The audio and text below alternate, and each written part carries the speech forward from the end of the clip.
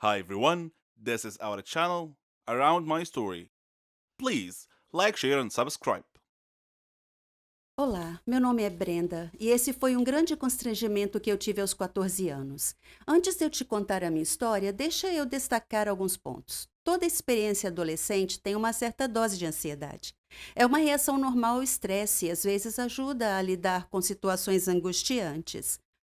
Para muitos adolescentes, coisas como falar em público, provas ou mesmo sair para um encontro podem causar sentimentos de ansiedade. Para outros, a ansiedade pode ir além desses sintomas típicos e afetar negativamente relações de amizade, participação em atividades e até mesmo a escola. É por isso que dizem que adolescente não é coisa de Deus. Ok, essa foi apenas uma piada inocente, mas é assim mesmo.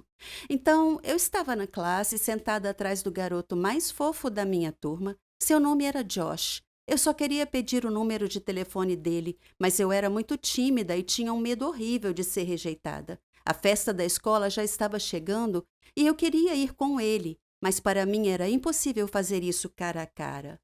Tentei superar a ansiedade e me convenci a ir em frente.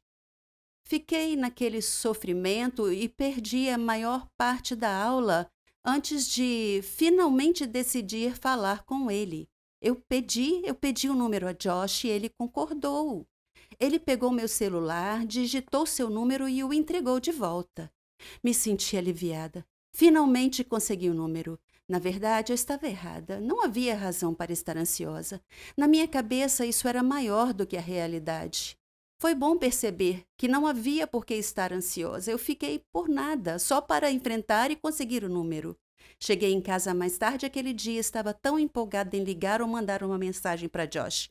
Como sou socialmente estranha, decidi enviar a mensagem, mas ela não foi entregue.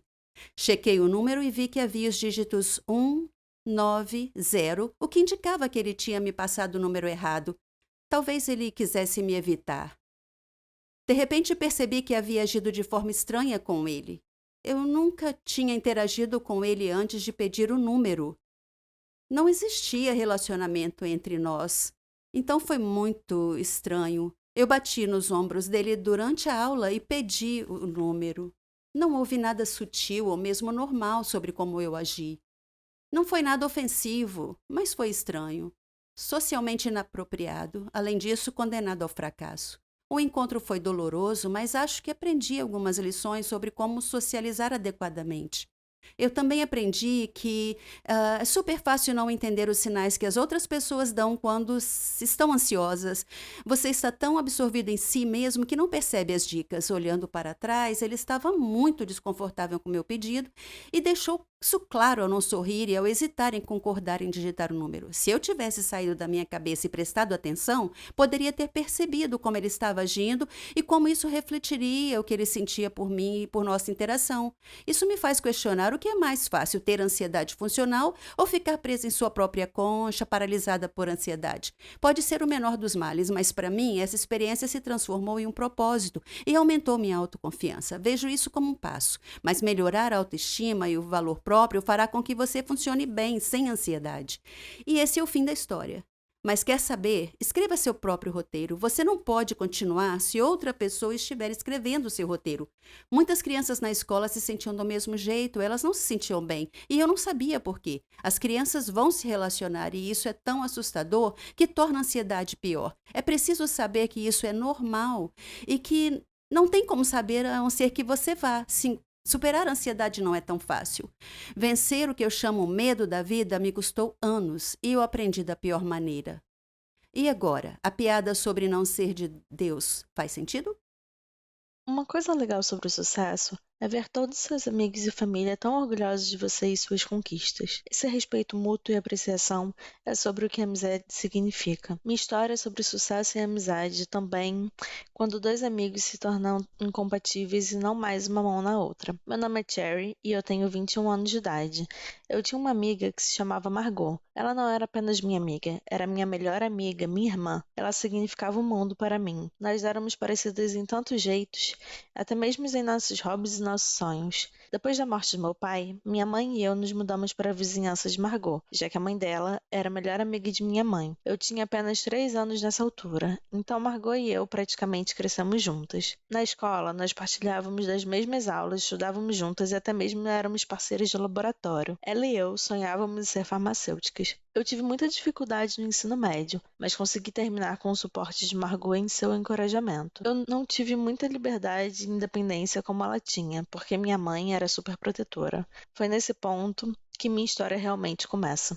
Quando eu decidi começar a faculdade de farmácia, Margot me perguntou por que eu escolhi esse curso. E eu disse a ela que meu pai morreu de uma doença maléfica que não tinha cura. Então, era meu sonho achar a cura para essa doença e salvar vidas. Eu estudei muito e concluí com sucesso minha faculdade de farmácia. Margot estava muito feliz por mim e ela prometeu me manter focada na descoberta para a cura da doença fatal que meu pai teve que eu procurei tão apaixonadamente. Eu pedi a ela para estar ao meu lado o tempo todo e ela estava feliz de fazer isso. A faculdade de farmácia era internacional, fora do meu país. Eu seria independente e livre do controle excessivo da minha mãe. Francamente, eu busquei por isso. Margot e eu encontramos um lugar para ficar próximo à faculdade. Um jovem albergue com um grupo de garotas de diferentes países. Diferente de mim, Margot teve a habilidade de fazer facilmente amizade com elas. Nossos estudos não eram fáceis no começo, mas nós trabalhamos muito. Eu estava tão animada em me aprofundar na minha pesquisa e em aprender o máximo que conseguisse. Eu perguntei aos instrutores e médicos constantemente para expandir o meu conhecimento. Esse era o meu conheço e Margot me acompanhou durante todo o tempo. Eventualmente, nós graduamos na faculdade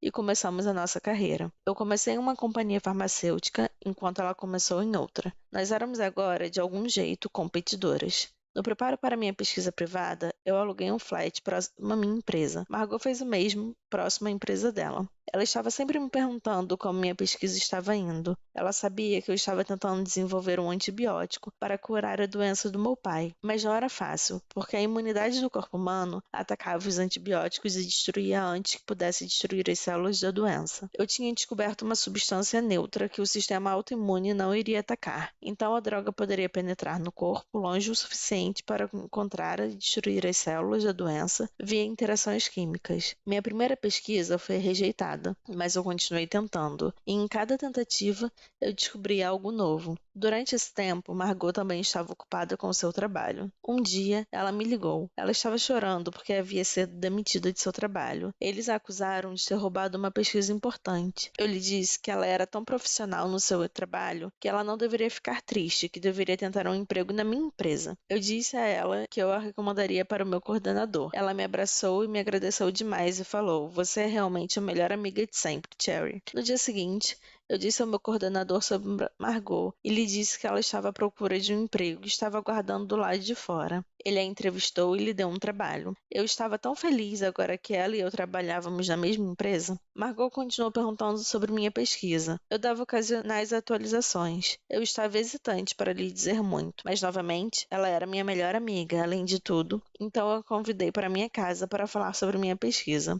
Margot não ficou tão feliz como eu achei que ela estaria em ouvir sobre o meu projeto, mas eu imaginei que fosse porque ela foi despedida recentemente. Minha pesquisa pessoal tomou meu tempo completamente. Era até mais importante que o meu trabalho. Um dia, quando apareci no trabalho, meu chefe falou que eles não precisavam mais de mim e eu estava livre para ir embora. Demitida. Eu estava chocada e perguntei por quê. Ele disse que eu estava gastando muito tempo em casa realizando a minha pesquisa e pouco tempo no trabalho. Disse que tinha enviado muitas cartas para minha casa dizendo que deveria voltar ao trabalho e eu não havia respondido a ele e que falhei para voltar ao trabalho. Ele disse que minha colega de casa, Margot, havia recebido as cartas no meu lugar e havia prometido entregá-las a mim. Eu estava em choque. Eu lhe disse que ela nunca havia dito nada. Voltando a casa, eu confrontei Margot e perguntei por que ela não me entregou as cartas do meu chefe, como ela havia prometido a ele que faria. Ela agiu com justificativa e disse que ela havia recebido as cartas, mas andava tão ocupada que ela colocou elas de lado e esqueceu das cartas. Eu a perdoei, mas senti que ela não estava sendo completamente honesta comigo. Eu apaguei tudo isso e disse a ela que ser demitida iria deixar meu tempo todo livre, então eu poderia dedicar mais tempo na minha pesquisa. Dias depois, Margot me ligou e me chamou para celebrar com ela, e eu perguntei qual ocasião era. Ela disse que teve uma promoção e ficou com o meu lugar de trabalho, meu emprego anterior. Eu estava feliz por ela, mas ao mesmo tempo senti que havia algo errado com essas circunstâncias que parecia estar crescendo. O tempo passou e meu experimento finalmente encontrou sucesso. Eu havia sucedido em encontrar um remédio que destruíra as células da doença. Eu estava na Lua. Meu pai estaria tão orgulhoso de mim. Eu liguei para Margot e disse sobre a minha descoberta. Ela disse: "Oh, Cherry, você conseguiu, você descobriu a cura." Eu lhe disse que planejava apresentar minha descoberta para outra companhia farmacêutica em breve, uma melhor que a minha empresa anterior, que havia me demitido. Ela agiu feliz por mim, mas havia ficado um estranho olhar em seu rosto. Eu me senti com sono e disse boa noite. Ela disse que ficaria mais um pouco, então eu apenas fui dormir. Quando acordei na manhã seguinte, eu encontrei minha área de pesquisa em uma confusão e meus dados de pesquisa haviam desaparecido. Eu acordei Margot e disse a ela que alguém havia roubado minha pesquisa na noite anterior. Ela disse: "Isso não é possível. Quem mais sabia da sua pesquisa além de você e eu?" Eu disse: "Talvez fosse meu gerente anterior. E talvez ele tinha, de algum jeito, adivinhado que eu tinha feito um avanço. Não sei." Eu chamei a polícia e reportei a entrada do roubo dos dados da minha pesquisa, mas eles não puderam achar qualquer evidência sobre quem poderia ser o culpado. Eu voltei para o país desapontada e abatida. Consegui um novo trabalho em uma empresa próxima à minha casa. Muitos meses haviam se passado. Eu não tinha mais contato com Margot. Nós acabamos perdendo contato em algum lugar com o tempo. Então, um dia, minha mãe estava assistindo TV, quando ela de repente viu um programa que ia discutir uma nova droga para tratamento da maléfica doença que meu pai teve. Eles iam entrevistar o responsável por essa cura milagrosa. Sentei-me encantada. Eu tinha que assistir. Quando o entrevistador apresentou o convidado, era Margot. Eu não podia acreditar em meus olhos. Foi ela. Ela roubou a minha pesquisa. Minha tão chamada melhor amiga me traiu. E eu tinha tratado ela como minha irmã. Isso me destruiu profundamente. Eu tomei ações legais contra ela e consegui minha pesquisa de volta e recebi os créditos por encontrar a cura. Então, isso tudo estava ok. Mas a coisa que nunca poderia ser consertada, que não a cura, era a relação entre nós duas. Ela havia me golpeado pelas costas e destruído minha fé na humanidade. E eu não penso que eu possa achar a cura para isso. Quase toda garota sonha em ser uma princesa da Disney. Ser como Cinderela que se casa com um príncipe ou Branca de Neve, a mais bela de todas. Minha história é algo parecido, mas contos de fadas geralmente têm um final feliz, certo? A minha, no entanto, bem, vou deixar que você faça seu próprio julgamento. Meu nome é Rona, tenho 17 anos. Vivo com meus pais e minha irmã Celina. Na escola eu era como uma princesa. Eu adorava meus amigos e eles me adoravam. Eu me destaquei em tudo o que fiz na escola. Era a melhor cantora, eu era atlética e praticava todos os esportes. Minha única falha era meu cabelo, que era muito crespo e feio para o meu gosto. Acho que o cabeleireiro chamava de cacheado, mais para confortar pessoas como eu. Mas crespo não é cacheado, não no meu dicionário. Reconheço que parecia atrativo em algumas pessoas, mas o visual mais arrebatador para mim é o cabelo longo e liso. O adorável cabelo liso pode deixar qualquer garota bonita, mesmo se ela não tiver traços bonitos. Oh, como eu invejava algumas garotas na minha escola com seus cabelos longos e sedosos. É claro, minha princesa da Disney favorita era Rapunzel. Nos meus sonhos eu era sempre ela. Na minha opinião, ela era a mais linda princesa do universo Disney. O sofrimento que ela passou para depois receber o que merecia, sem mencionar seu cabelo sedoso e brilhante, o jeito que ele brilhava à luz do sol, que eu não daria para ter um cabelo como aquele. Tentei de tudo para melhorar meu cabelo. Eu lavava com shampoo, mas ele ficava fofo, igual a um pelo de um lulo da Pomerânia. Você já deve ter visto um. Eu usava creme de alisamento, mas então parecia uma estrada pavimentada com melaço derramado por toda parte. Tentei chapinhas, mas elas também não ajudaram. Não ria de mim. É a pura verdade. Todos os dias eu sonhava em ter um cabelo liso. Um dia, vi uma propaganda enquanto conversava com minhas amigas. Mencionei um centro de pesquisa da ciência da beleza e disse que alguns cientistas haviam descoberto um novo produto que não importava a quantidade de frizz ou cachos, transformaria o cabelo em liso e sedoso em poucos minutos. O centro precisava de voluntários para testar o produto na frente de um público. E eu pensei, uau, meu sonho pode se realizar e ainda vou ficar famosa. Eu me inscrevi imediatamente. Fui escolhida entre 3 outras garotas. Estava um pouco preocupada porque minha experiência havia ensinado que as coisas nunca saem do jeito que nós planejamos, mas eu dizia a mim mesma que era um produto simples. O que poderia dar errado? Pesquisei sobre o cientista que ia conduzir o experimento. Ele era famoso na sua área. Seu nome era Wilfred Janssen. Eu cheguei no estúdio onde o teste seria conduzido. Eles já estavam me esperando. O Sr. Janssen parecia um cientista de desenho animado, com cabelo desgrenhado e um jaleco branco enorme e óculos tipo Harry Potter. Acho que você entendeu. Ele me explicou como o produto funcionava e me garantiu que tudo sairia bem. Claro, certo. Como se eu nunca tivesse ouvido isso antes. No entanto, seu discurso empolgado me deixou animada. Então veio aquela papelada legal, as isenções de responsabilidades para o caso de efeitos colaterais que pudessem ocorrer devido ao uso do produto de beleza. E eu assinei tudo. Ele viu que eu parecia preocupada e hesitante, então tentou me tranquilizar, dizendo que se tratava de uma rotina típica de ensaios clínicos. Eu continuei preocupada, mas decidi seguir em frente mesmo assim. Eu convidei minhas amigas para assistirem ao experimento. Parecia mais uma grande conferência. Além do Mr. Johnson, havia jornalistas, fotógrafos e outros 2 médicos na sala. O Sr. Johnson explicou sobre o produto ao público. Eu fiquei fora do palco, esperando para ser chamada. Finalmente, eles estavam prontos e fomos chamadas ao palco, onde nos sentamos em suas cadeiras de cabeleireiro. Algumas cientistas misturaram uma variedade de líquidos coloridos em frascos de laboratório em uma mesa próxima do palco. Depois disso, o Sr. Johnson encheu um frasco de spray com a mistura e se aproximou de mim. Ele sussurrou no meu ouvido que meu nome entraria para a história. Então ele borrifou meu cabelo com o elixir mágico que os cientistas prepararam minutos atrás. Eu esperei nervosamente, então, lentamente, meu couro cabeludo sentiu uma sensação de ardor, como se tivesse sido mordido por uma centena de formigas de uma vez. Mas eu estava com vergonha de mencionar isso, então a dor diminuiu e um milagre aconteceu.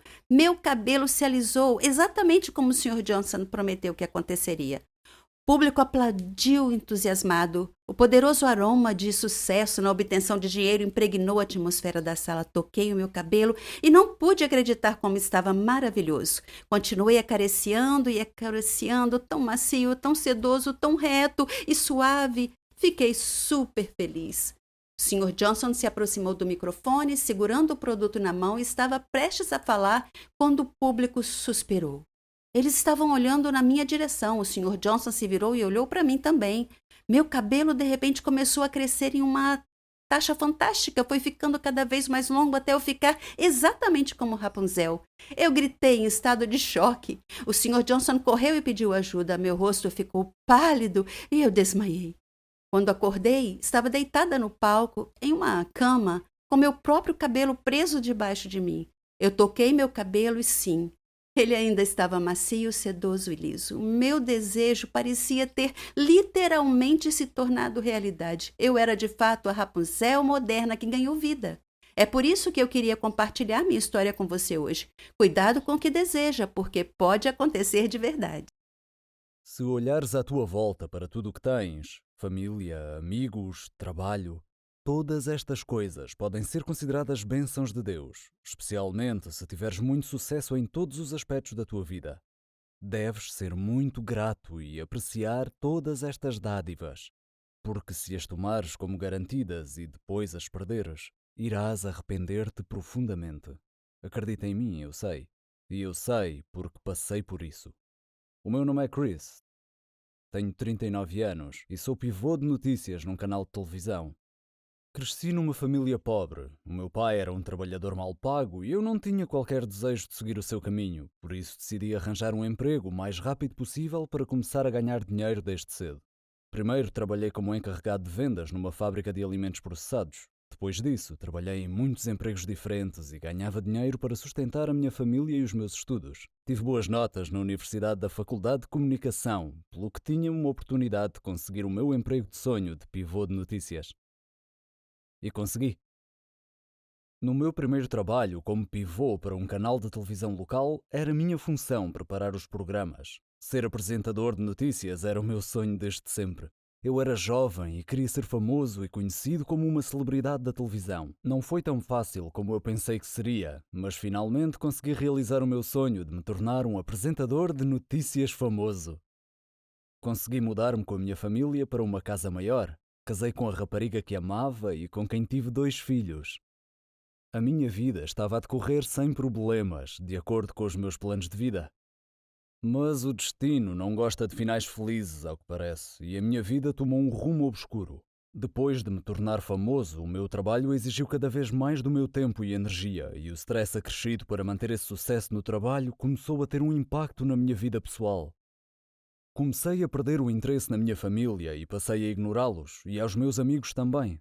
Passar demasiado tempo no trabalho fez-me perder coisas importantes na minha vida, como os aniversários dos meus filhos e dos meus amigos, o meu aniversário de casamento, tempo com os meus pais e tempo íntimo com a minha mulher. Ignorar a minha mulher e família causou muitas discussões domésticas. Foram aumentando com o tempo e começaram a afetar o meu trabalho. Até comecei a ignorar os meus pais, fazendo com que a minha relação com eles também piorasse. O pai culpou-me por perseguir o luxo e a fama à custa da minha família. Foi doloroso ouvir tais críticas do meu pai. Eventualmente, ele e a mãe decidiram sair do nosso novo apartamento e regressar ao antigo. A minha vida estava do avesso. Fiquei tão estressado e irritado que o atrito com a minha mulher e os meus filhos fez com que ela ameaçasse deixar-me e levar os miúdos com ela. Chegámos a discutir sobre isto e acabei por afastá-los. A fama tinha melhorado a minha vida até certo ponto, mas agora estava a destruir a minha vida.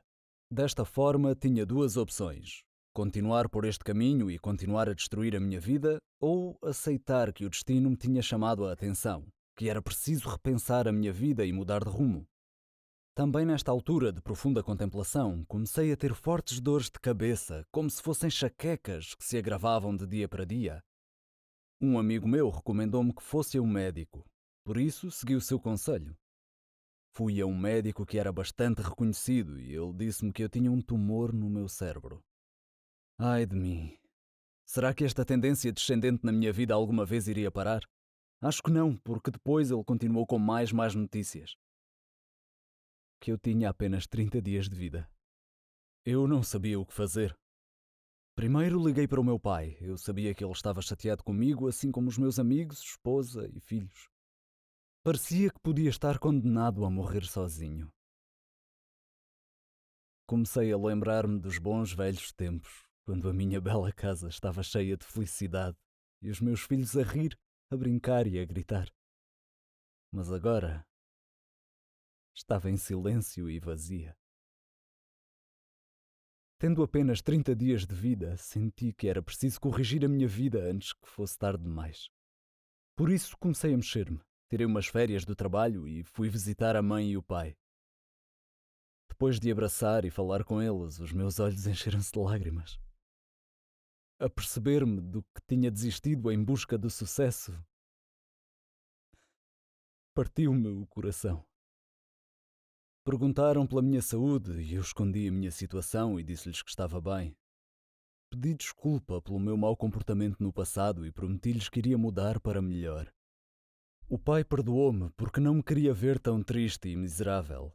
Por isso consegui reconciliar-me com ambos. A mãe perguntou-me pela minha mulher e filhos e ao saber que eles me tinham deixado, disse que eu também precisava de me reconciliar com eles.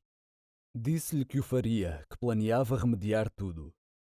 Assim, voltei à nossa antiga casa e estava a colocar flores à entrada quando a minha mulher abriu a porta e me viu. Pedi-lhe que me perdoasse e que voltasse para a nossa casa para viver comigo novamente. Prometi que fazê-los felizes seria o meu único propósito na vida a partir daquele momento. O mais estranho é que não só mudei para melhor, como ainda me tornei melhor do que estava antes das coisas terem piorado. Passei todo o meu tempo com os meus pais, a minha família e os meus amigos. Encontrávamos-nos todas as semanas para nos divertirmos e fazermos churrascos. Durante o meu renascimento espiritual, o meu prazer renovado da vida, o meu telefone continuava a tocar muito, mas pensei que era apenas um médico com mais notícias, por isso ignorei-o. Então, um dia, reuni toda a família e disse-lhes a verdade. Que iria morrer muito em breve. Foi um grande choque para todos. A minha mulher desmaiou e os meus pais e filhos choraram todos. Finalmente estava pronto para responder aos numerosos telefonemas que tinha recebido. Eles eram do laboratório. O técnico do laboratório informou-me que tinham misturado os meus registros médicos com os de outra pessoa e que essa pessoa tinha morrido com os 30 dias previstos. No entanto, eu estava safo. Eles pediram desculpa profusamente pelo seu erro e desligaram. Fiquei em completo êxtase. Se o céu realmente existir, então eu estive lá. Saí para o exterior e olhei para o céu azul claro, com os olhos cheios de lágrimas, a apreciar o calor do sol e a saborear a brisa fresca da vida, a brincar com o meu cabelo e rosto. O destino tinha-me dado outra oportunidade e eu não tencionava desperdiçá-la pela segunda vez. Decidi que passaria o resto da minha vida como se tivesse apenas 30 dias para viver. Eu sou o Matthew, 21 anos, e devo contar-te uma coisa. Eu sou um louco. Preciso de tratamento, mas que tratamento existe para o meu tipo de loucura? Vês à tua frente um homem com roupas rasgadas que está sempre a falar sozinho. Eu era médico, mas deixei a medicina para me dedicar à aromatologia. Se por acaso te questionas, a aromatologia é o estudo das fragrâncias, tais como os perfumes das flores e como afetam as pessoas. Deixa-me contar-te a minha história. Os meus pais estavam muito orgulhosos de mim porque eu era inteligente, reconhecido e muito respeitado na universidade. Obtive notas altas em todos os cursos que fiz. O meu pai queria que eu entrasse para a Faculdade de Medicina porque sempre sonhou que eu me tornasse médico. E eu sentia que não lhe podia negar isso. Os meus pais deram o seu melhor para me fazerem feliz e para me ajudarem a realizar o sonho do meu pai. Mas para ser honesto, a medicina, a engenharia, as artes, nenhuma delas me interessou de todo. Elas não eram o meu sonho. Eu adorava flores e as suas fragrâncias, como a rosa e a madressilva. Eu extraía delas fragrâncias e dava-as como presentes aos meus amigos e família. Todos eles gostavam muito destes presentes aromáticos. O meu grande dilema era que tinha de encontrar uma forma de dizer ao meu pai que preferia estudar botânica, plantas e aromatologia, fragrâncias, em vez de medicina. Eu sabia que ele ia pensar que eu era louco por desistir do nobre estudo da medicina para trabalhar com flores, mas o que posso eu dizer? Eu adoro flores e fragrâncias desde que era pequenino. Sempre fui fascinado por flores e fragrâncias exóticas. Aprender a fazer fragrâncias a partir de flores exigiu que eu conhecesse muitas pessoas que trabalhavam nesta área.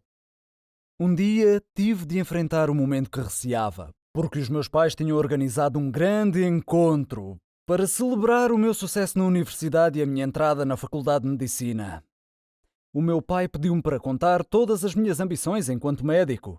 De repente soube que tinha chegado o momento em que precisava de fazer o anúncio chocante para os meus pais. Disse aos presentes que tinha decidido que ser médico não era para mim e que ia mudar a minha área de estudo.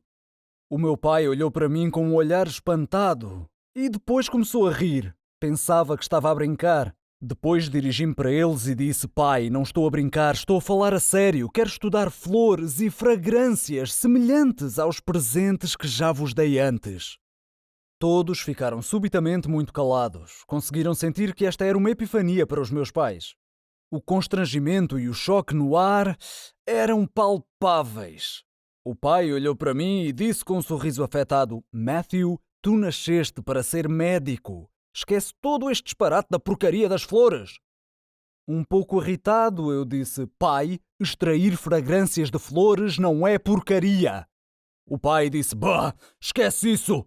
O espírito da festa foi de certa forma dominado após esta conversa desagradável. Independentemente disto, em respeito para com o meu pai, comecei a estudar medicina, mas a maior parte da minha energia e atenção foi direcionada para as flores e as suas fragrâncias. Por vezes passava tempo com os meus amigos médicos e outras vezes com os meus amigos de aromatologia que tinha conhecido anteriormente. Passei o meu primeiro ano na Faculdade de Medicina, alcançava grandes notas como de costume, mas não tinha paixão por aquilo. Não me entusiasmava nem me interessava.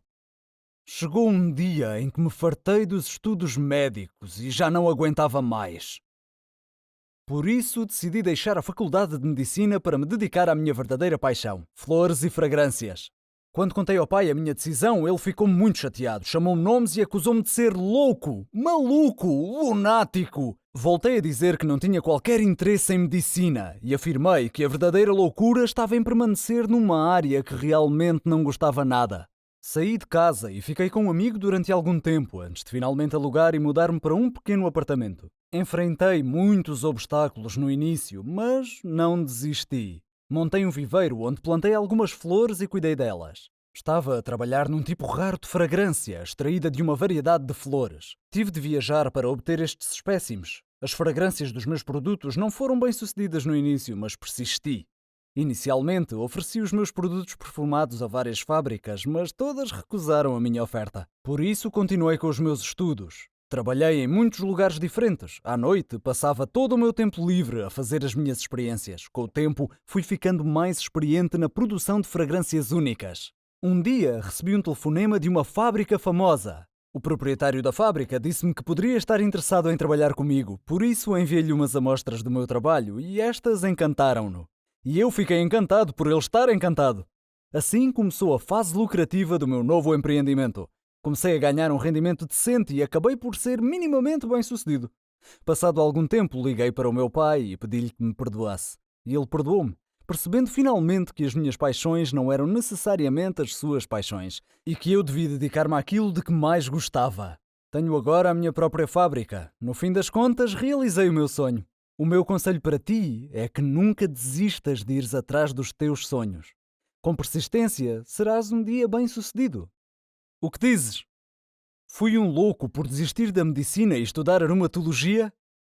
Fui um louco por desistir da medicina e estudar aromatologia? Madrasta. Título intrigante, não é? Confesso, não esperava ser mãe tão jovem, mas muitas vezes as circunstâncias determinam o caminho que devemos seguir. A minha mãe foi a razão pela qual fiz esta escolha, mas, por favor, espera até ao fim. Espera até ouvir a minha história.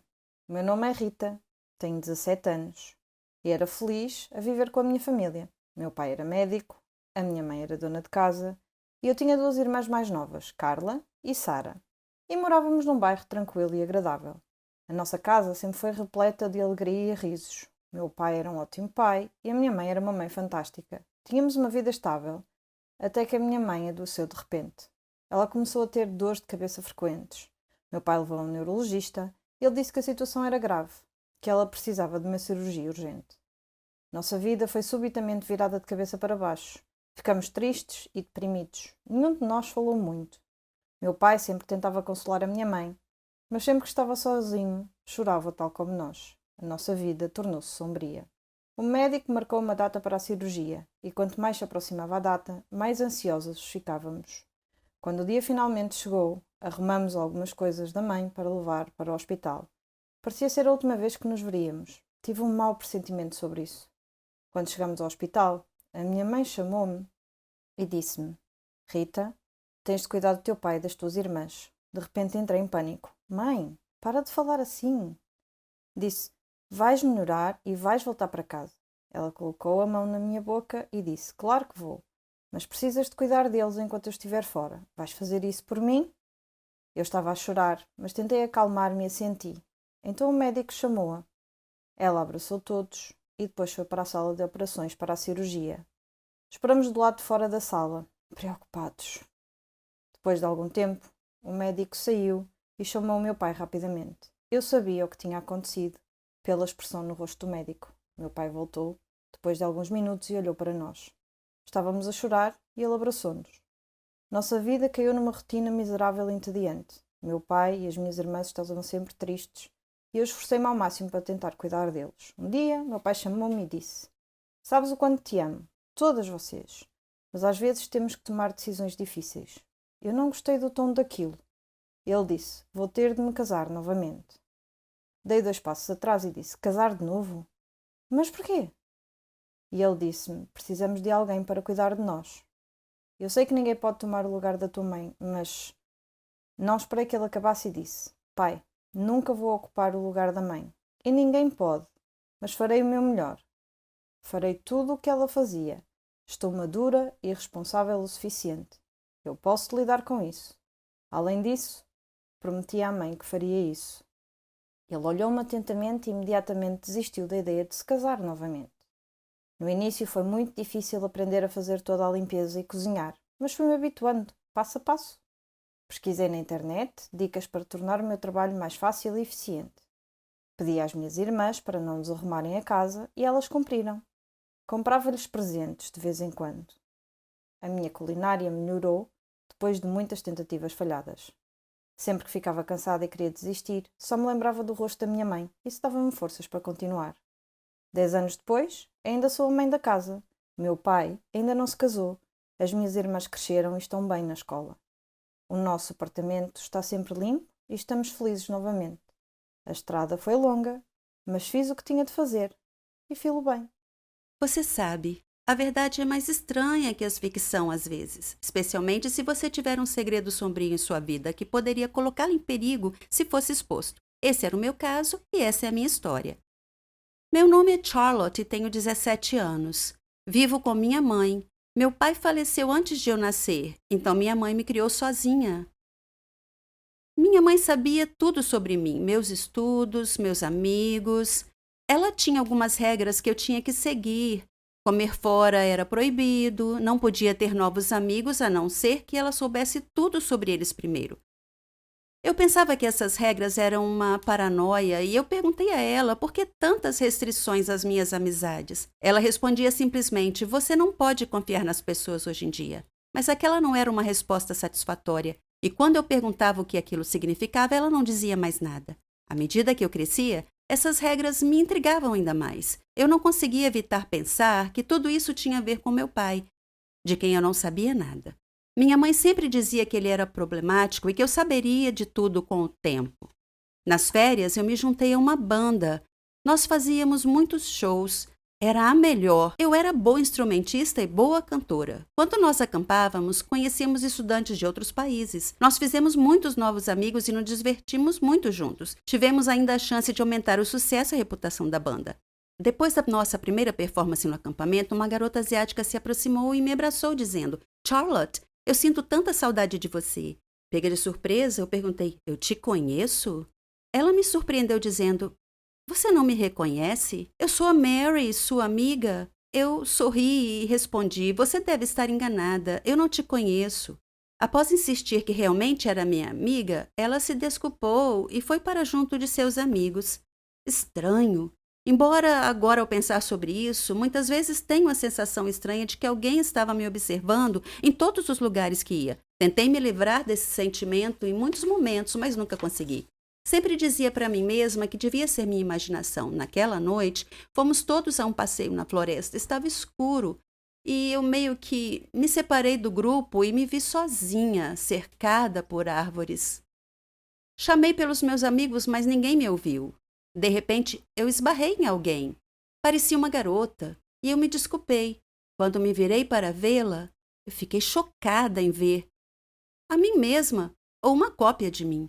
Eu parecia estar olhando para mim mesma em um espelho. Quem é você? Eu perguntei. Eu sou Charlotte, ela respondeu. Isso é impossível. Eu sou Charlotte, eu afirmei com toda certeza. Você está com a gente aqui no acampamento? Sim, ela respondeu. Eu perguntei a ela o caminho de volta, ela apontou em uma direção e nós retornamos. Enquanto andávamos, o telefone dela tocou. Era o pai dela. Ele estava preocupado com ela e queria ter certeza de que tudo estava bem. Chegamos às nossas barracas sem nenhum incidente e eu disse: foi muito bom te conhecer, Charlotte. Nos vemos amanhã? Senti uma forte conexão com aquela garota sem motivo algum. Então percebi que tinha esquecido minha bolsa e voltei para pegá-la. Novamente senti que estava sendo observada. De repente, algo atingiu a minha cabeça. Quando eu acordei, estava sentada em um carro cercado de pessoas usando óculos de sol. E eu estava apavorada. Quem são essas pessoas? Eu exigia saber. E o que vocês querem de mim? Um homem disse que meu pai era a razão de eu ter sido sequestrada. Quando eu disse que meu pai tinha morrido há muito tempo, ele riu. Então ele espirrou alguma coisa no meu rosto e eu perdi a consciência. Quando mais tarde eu acordei, a outra Charlotte estava amarrada ao meu lado. Um homem parecia confuso ao dizer 2 de mim, e ele perguntou ao seu chefe qual das 2 era a garota que procuravam. De repente ouvi alguém gritar: parem! Não se mexam!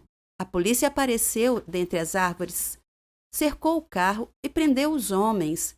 Depois desamarraram as duas Charlotte. Alguém surgiu parecendo muito preocupado. A outra Charlotte começou a acordar e perguntou onde estava e o que estava acontecendo. Então ela viu seu pai correndo até ela. O pai dela me olhou e perguntou meu nome e o nome da minha mãe. Quando eu respondi, ele disse que sabia quem eu era e que eu levasse um abraço para ela e que dissesse que ele continuava a guardar seu segredo. Então ele me deu uma medalha e me abraçou, dizendo que não sabia se me veria de novo. Eu ainda estava olhando para ele, confusa, e ele sorriu e me perguntou onde meu pai estava. E eu disse que ele tinha morrido.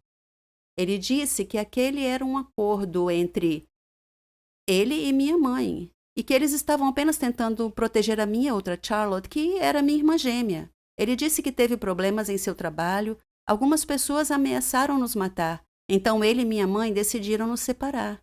Ela ficou com você e eu fiquei com sua irmã gêmea, ele disse. Nós fizemos isso para mantê-las a salvo, e eu chamei sua irmã Charlotte exatamente como você.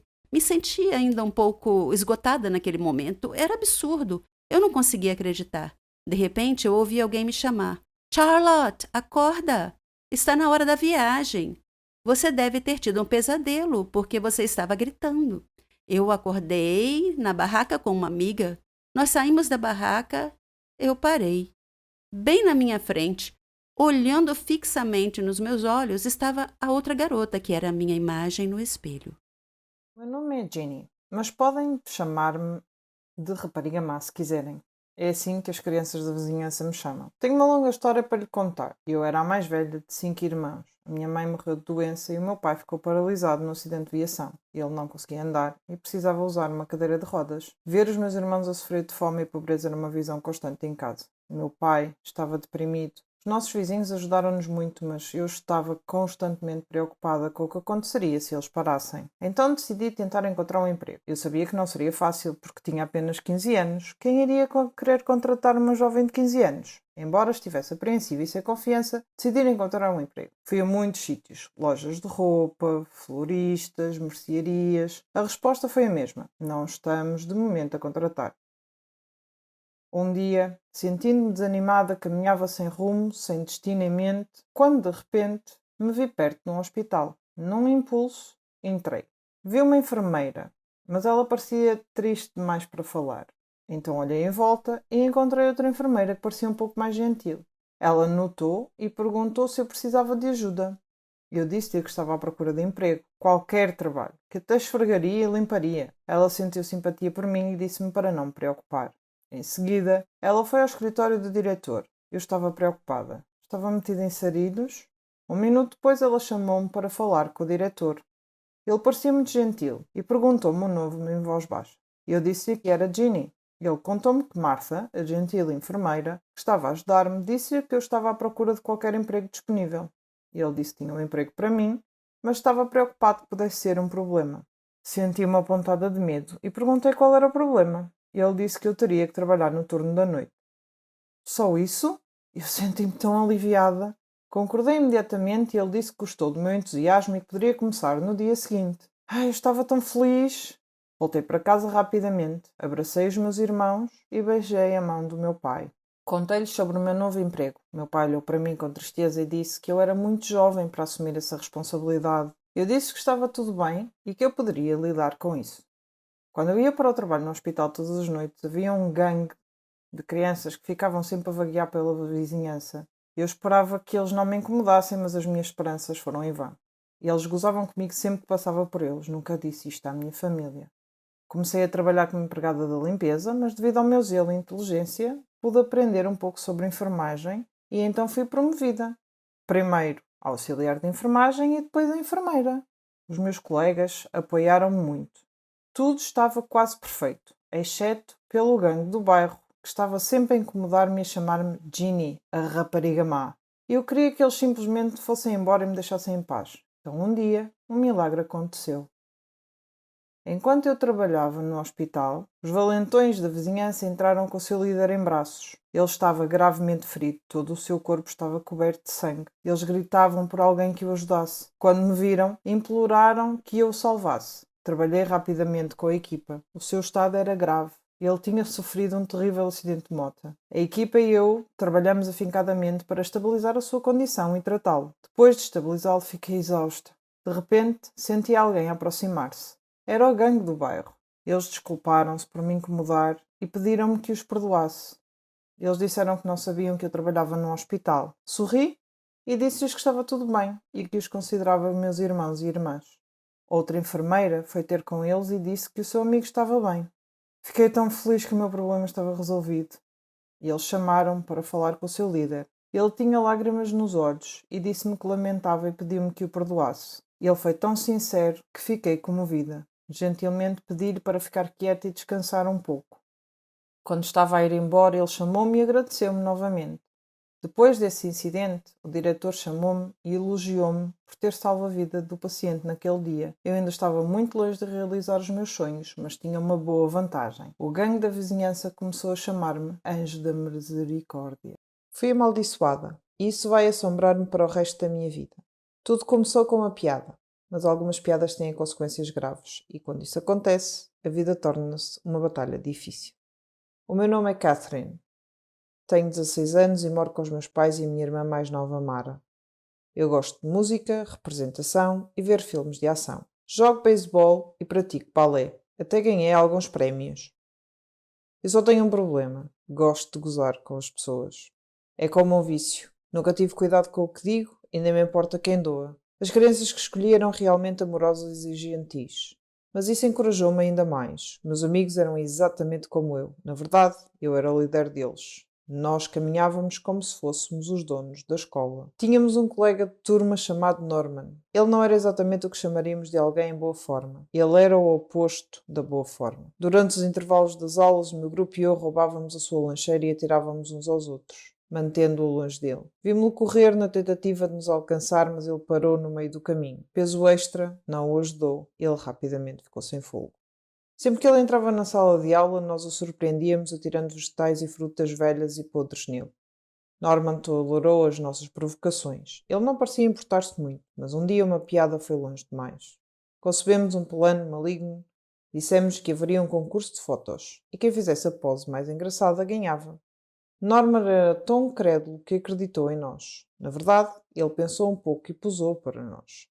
Fizemos o possível para não desatar as gargalhadas enquanto tirávamos fotos dele. No dia seguinte, quando ele chegou à escola, Norman descobriu que as suas fotos da sessão tinham sido afixadas nas paredes da sala de aula. E as crianças riam, escrevendo comentários por todo lado. Norman ficou mortificado e olhou para os rostos dos seus colegas. Todos se riam e apontavam para ele. Norman começou a chorar, seu nariz começou a sangrar, então desmaiou. Um professor teve que chamar uma ambulância para levá-lo ao hospital. Eu certamente não esperava que isso acontecesse. Sabíamos que Norman ficava às vezes muito cansado e perdia o resto do dia de aulas, mas não sabíamos que ele tinha um problema de saúde. Senti um profundo pesar. A maldição de que falei no início começou quando uma rapariga chamada Naomi se juntou à nossa turma como aluna nova. No seu primeiro dia, o nosso professor trouxe-a e apresentou-a. Ela sentou-se numa mesa da última fila. Percebi que ela olhava sempre para mim de um modo estranho e perguntei-me porquê. Ela olhou-me com desdém. Eu não conseguia entender porquê, afinal, era a primeira vez que a conhecia. Eu evitava, principalmente porque a sua aparência deixava-me desconfortável. E sempre que o meu grupo queria gozar com ela, eu dizia para a deixarem em paz. Eu senti que havia algo estranho com essa rapariga. Um dia, durante a aula de ciências, o professor colocou-nos em pares para fazer uma experiência de laboratório. Eu pretendia perguntar sobre a maneira como ela me olhava, mas antes que eu pudesse dizer alguma coisa, ela tomou a iniciativa e surpreendeu-me ao abordar o assunto. Vais pagar pelo que fizeste ao Norman, disse ela friamente. Olhei para ela e perguntei como conheces o Norman e do que estás a falar. Ela respondeu, não importa como sei, apenas sei. Passei os dias seguintes a pensar nas suas palavras. Depois, Naomi ignorou-me completamente, sem olhares fixos, sem olhares acusadores. Era como se para ela eu não existisse. Eu não entendi. Então, chegou o dia.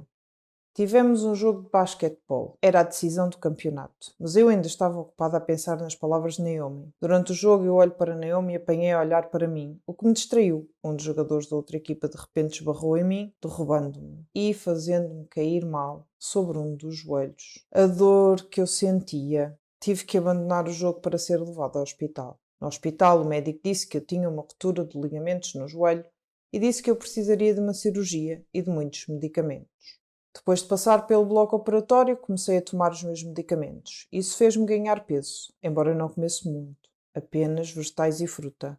Eu perguntei ao médico sobre o meu aumento de peso repentino. Ele disse-me que os medicamentos que eu estava a tomar afetavam o meu equilíbrio hormonal, o que raramente acontecia, mas que no meu caso estava a acontecer. Ele disse que eu teria de ou aguentar as dores ou lidar com o excesso de peso, porque tal não iria parar. Então aí está a malta. Esta é a maldição que Naomi lançou sobre mim. O preço que tive que pagar pelo que fiz a Norman. Eventualmente fiquei boa o suficiente para ir fazer os meus exames finais, quando cheguei à escola. Todos os meus amigos olharam para mim e começaram a rir. E eu agora era o seu alvo, a sua presa. Um deles disse: "Estás tão grande como um elefante." Retorqui: "Vou perder peso assim que parar de tomar os medicamentos." Mas ninguém ouvia. Agora estou a viver um pesadelo e gostaria de dizer a Norman que sinto muitíssimo por tudo o que lhe fiz. Eu sou viciada em comida e sofro muito com isso. Preciso de ajuda, já tentei parar, mas eu falho toda vez. Hambúrguer. Quem consegue parar de comer hambúrguer? Especialmente com molho barbecue. Não me importo com esse tipo de vício, mas estou colocando os carros na frente dos bois. Sou Patrícia, 15 anos de idade, moro com meus pais e meu irmão. Eu levo uma vida pacata, sem interesses ou hobbies, exceto por comer demais. A comida é minha amiga leal, ela nunca me deixa. É minha parceira, minha alma gêmea. Mas isso tem efeitos colaterais traiçoeiros. Um lado negro, se quer saber. Ele me impede de ter uma vida saudável, me rouba energia para brincar e me faz dormir excessivamente. Eu preferia estar em casa com um grande saco de batatas fritas do que me exercitar. Minha alma gêmea me traiu feio recentemente, no último dia de ação de graças na casa da minha avó. Ela mora em um estado próximo, era uma médica inteligente e uma grande cozinheira também. Ela faz comidas deliciosas. Aquele dia, ela preparou um peru marinado com castanhas e outros ingredientes secretos. O gosto era magnífico, como se tivesse caído do céu. Eu me sentia como se estivesse em uma guerra que não tinha como vencer. Eu comi. Não sei porquê, mas não conseguia me controlar. Ataquei o peru como se fosse o último do planeta. Só que toda batalha culinária com adversário à altura, tipo o peru no barbecue, tem suas casualidades. De repente, não conseguia respirar. Caí de joelhos e desmaiei. O peru venceu. Acordei mais tarde no hospital, ainda agarrada a um pedaço da perna do peru. O médico disse que eu estava ganhando muito peso e precisaria fazer uma dieta. Dieta! Como eu odeio essa palavra! Era como uma espada sobre a minha cabeça. Isso significava me privar da minha paixão, minha razão de viver. Comer saladas em pequenas porções era, para mim, a forma mais cruel de punição, a pior forma de tortura possível. Imagine pensar em uma pizza maravilhosa, gordurosa, cheia de queijo, com todos os molhos possíveis e, de repente, abrir seus olhos e encontrar uma bacia de salada. Mas eu tinha chegado a um limite na minha vida. Um dia, meu irmão estava brincando na rua, enquanto eu estava sentada em casa, olhando fixamente para um pedaço de cheesecake, parado lá, me tentando a comê-lo. Eu me esforcei muito para resistir, mas no final sucumbi e devorei o bolo como um animal selvagem. Logo depois, comecei a ficar tonta, mas não tinha como pedir ajuda. Daí desmaiei de novo e fui levada ao hospital. Enquanto estava meio inconsciente, eu ouvi o médico dizer: "Ela precisa parar de comer ou ela vai morrer." Pensei comigo mesma: "Uau! Morrer?" Então tomei minha decisão lá mesmo. Decidi lutar uma nova guerra, a guerra contra meu apetite.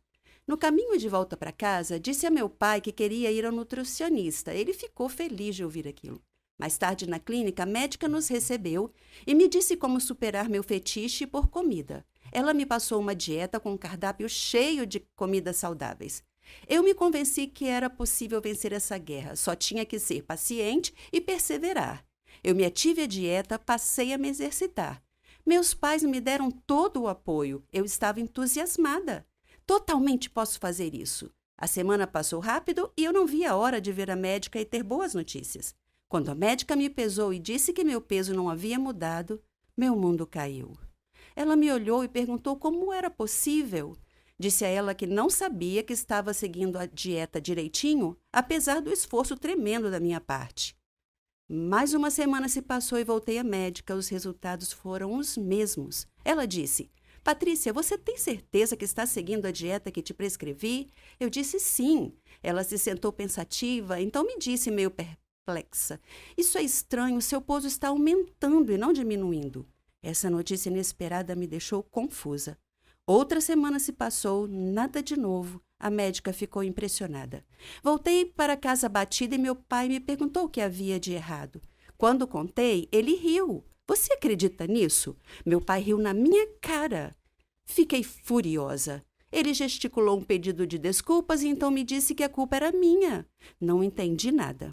O que ele estava falando? Ele me disse que eu andava dormindo até a geladeira todas as noites e comia tudo que estava à vista. Eu não conseguia acreditar. E ele disse: Para de agir como se você não soubesse disso. Você devia estar acordada. E eu respondi: Não, pai, não estou fingindo. Eu realmente não sabia que andava dormindo e comia durante o sono.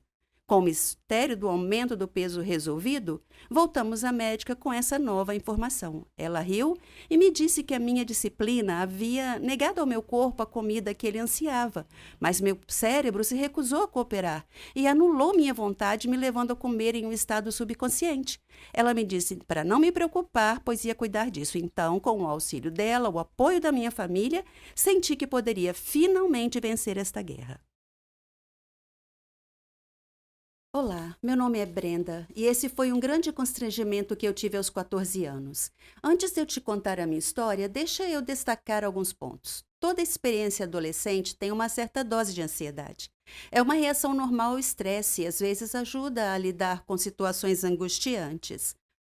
Para muitos adolescentes, coisas como falar em público, provas ou mesmo sair para um encontro podem causar sentimentos de ansiedade. Para outros, a ansiedade pode ir além desses sintomas típicos e afetar negativamente relações de amizade, participação em atividades e até mesmo a escola. É por isso que dizem que adolescente não é coisa de Deus. Ok, essa foi apenas uma piada inocente, mas é assim mesmo. Então, eu estava na classe, sentada atrás do garoto mais fofo da minha turma. Seu nome era Josh. Eu só queria pedir o número de telefone dele, mas eu era muito tímida e tinha um medo horrível de ser rejeitada. A festa da escola já estava chegando e eu queria ir com ele, mas para mim era impossível fazer isso cara a cara. Tentei superar a ansiedade e me convenci a ir em frente. Fiquei naquele sofrimento e perdi a maior parte da aula antes de finalmente decidir falar com ele. Eu pedi o número a Josh e ele concordou. Ele pegou meu celular, digitou seu número e o entregou de volta. Me senti aliviada. Finalmente consegui o número. Na verdade, eu estava errada. Não havia razão para estar ansiosa. Na minha cabeça, isso era maior do que a realidade. Foi bom perceber que não havia por que estar ansiosa. Eu fiquei por nada, só para enfrentar e conseguir o número. Cheguei em casa mais tarde aquele dia e estava tão empolgada em ligar ou mandar uma mensagem para Josh. Como sou socialmente estranha, decidi enviar a mensagem, mas ela não foi entregue. Chequei o número e vi que havia os dígitos 190, o que indicava que ele tinha me passado o número errado. Talvez ele quisesse me evitar. De repente percebi que havia agido de forma estranha com ele. Eu nunca tinha interagido com ele antes de pedir o número. Não existia relacionamento entre nós. Então foi muito estranho. Eu bati nos ombros dele durante a aula e pedi o número. Não houve nada sutil ou mesmo normal sobre como eu agi. Não foi nada ofensivo, mas foi estranho. Socialmente inapropriado, além disso, condenado ao fracasso. O encontro foi doloroso, mas acho que aprendi algumas lições sobre como socializar adequadamente. Eu também aprendi que é super fácil não entender os sinais que as outras pessoas dão quando estão ansiosas. Você está tão absorvido em si mesmo que não percebe as dicas. Olhando para trás, ele estava muito desconfortável com o meu pedido e deixou Isso, claro, ao não sorrir e ao hesitar em concordar em digitar o número. Se eu tivesse saído da minha cabeça e prestado atenção, poderia ter percebido como ele estava agindo e como isso refletiria o que ele sentia por mim e por nossa interação. Isso me faz questionar o que é mais fácil, ter ansiedade funcional ou ficar presa em sua própria concha, paralisada por ansiedade. Pode ser o menor dos males, mas para mim essa experiência se transformou em um propósito e aumentou minha autoconfiança. Vejo isso como um passo, mas melhorar a autoestima e o valor próprio fará com que você funcione bem, sem ansiedade. E esse é o fim da história. Mas quer saber? Escreva seu próprio roteiro. Você não pode continuar se outra pessoa estiver escrevendo o seu roteiro. Muitas crianças na escola se sentiam do mesmo jeito, elas não se sentiam bem. E eu não sabia por quê. As crianças vão se relacionar e isso é tão assustador que torna a ansiedade pior. É preciso saber que isso é normal e que não tem como saber a não ser que você vá. Sim, superar a ansiedade não é tão fácil. Vencer o que eu chamo medo da vida me custou anos e eu aprendi da pior maneira. E agora, a piada sobre não ser de Deus faz sentido?